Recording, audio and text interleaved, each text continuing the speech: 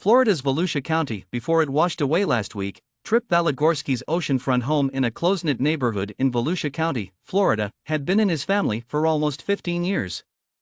Hurricane Nicole's deadly storm surge and strong winds had swept over Florida. According to Valigorsky, this house was my grandma's favorite location.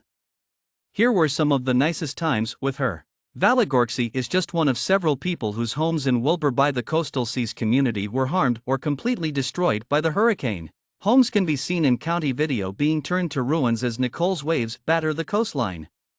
The county's beach safety office is seen crumbling into the surging sea in a different video. According to data from the National Oceanic and Atmospheric Administration, the sea level in this area of Florida has risen by more than a foot over the past 100 years, with the majority of that rise taking place in the last 3 decades. In particular, during severe coastal storms, scientists and researchers have long warned that sea level rise is causing more erosion and high-tide flooding. Valigorsky remarked, "It was anxious wondering if it would fall, and here we are."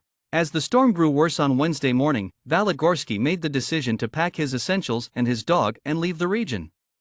His house had been reduced to its garage and entranceway by the time he got back. Valigorsky stated that he intends to rebuild his home alongside his neighbors who also lost theirs as his community starts to rebuild their neighborhood in the wake of Nicole. Phil Martin, a different local, lost his entire house during this week's hurricane. Martin remarked, "It was the most tragic thing to witness. We didn't anticipate it to be this bad." Martin noted, "There's no politics at the beach, everyone gets along," and he added that Wilbur-By-The-Sea and the neighborhood kept him happy.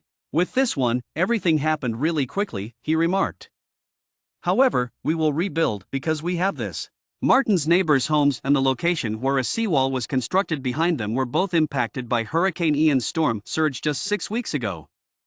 He claimed that the seawall is now gone. Seawalls, which are already deteriorating, are becoming more vulnerable as a result of the back-to-back pattern of storms, according to Brian McNulty, a senior research associate at the School of Marine and Atmospheric Science at the University of Miami. After examining the damage wrought by Hurricane Nicole, Lisa Payne, a longtime resident of the coastal neighborhood, told CNN affiliate Spectrum News 13 that she had never seen anything like this. Payne stated that even though her house made it through the hurricane, she is worried about the possibility of the seawall in front of it collapsing. The mother of 4 children claimed that while many of their neighbors' homes were severely damaged by Hurricane Nicole, they were not all harmed by Hurricane Ian. This made it challenging for the neighborhood to prepare for such storms. She said, "I think this caught a lot of people off guard. How would you get ready for that? Nobody can get ready for it."